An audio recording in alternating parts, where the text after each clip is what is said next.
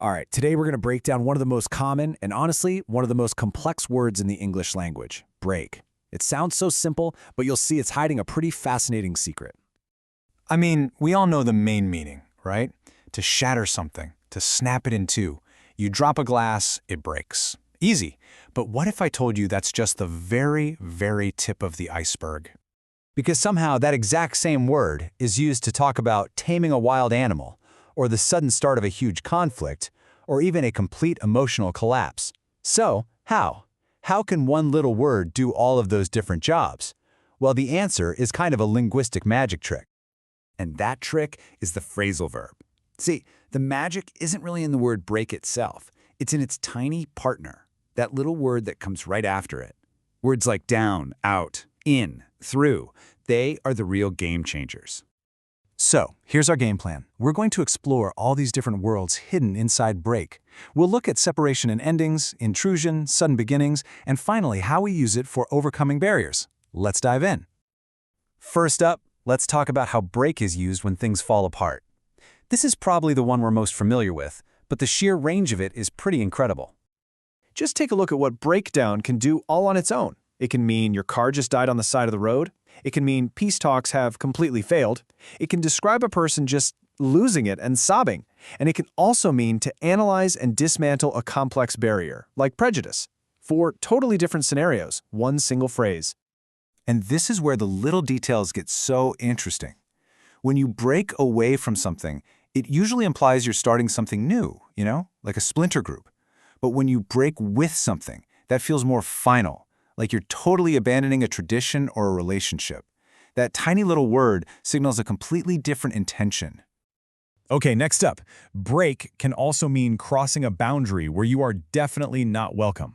And that boundary could be a physical wall or could just be the middle of a sentence. We've all been there, right? You're in the zone, listening to something, and bam, an interruption. That's a perfect example of breaking in. It's an unwanted entry into a space, even if that space is just a radio broadcast. And again, that little preposition is everything. Break into is almost always about forcing your way into a building, which is, illegal. But just add the word on to break in on something, and now you're talking about the social crime of interrupting a private moment. Same idea, very different levels of trouble. But wait, get this. Break in has another meaning that is the complete opposite. It also means to prepare something new. You break in new shoes so they stop hurting your feet. You break in a new employee so they learn the ropes. You even break in a horse. This isn't about intrusion at all. It's about making something fit, getting it ready. Wild, right? All right, so we've gone from things falling apart to things intruding. Now let's talk about eruption. Break is also the perfect word for when something starts out of nowhere, usually with a lot of energy. This one just perfectly captures that sudden, chaotic vibe, doesn't it? 1 minute, everything's fine. The next, a fight has broken out. So the key thing here is that breakout is usually saved for unwelcome surprises. Think about it. A war, a fire, a fight. It signals that something bad just kicked off without any warning. But check this out. The phrase is incredibly versatile. You can break out in a rash or a sweat. That's a sudden physical thing.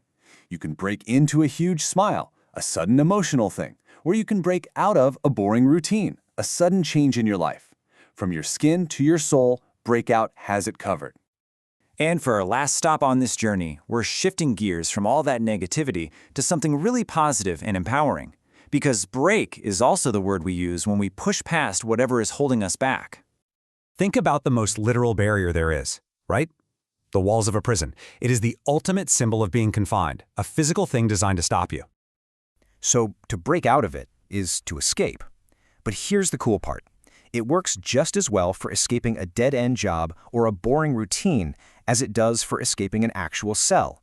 It's all about getting free from whatever is restricting you. So we go from a physical barrier, like a wall, to a social one. We've all heard of the glass ceiling, that invisible barrier that can stop people from getting ahead in their careers. And that is exactly where we use breakthrough.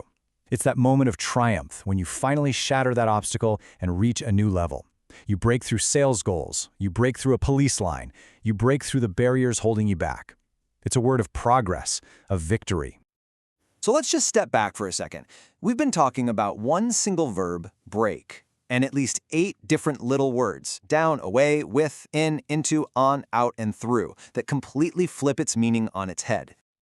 And that's really the whole point, isn't it? The big takeaway is that context is absolutely everything. It's these tiny, easy-to-miss words that do all the heavy lifting and unlock this incredible range of nuanced ideas.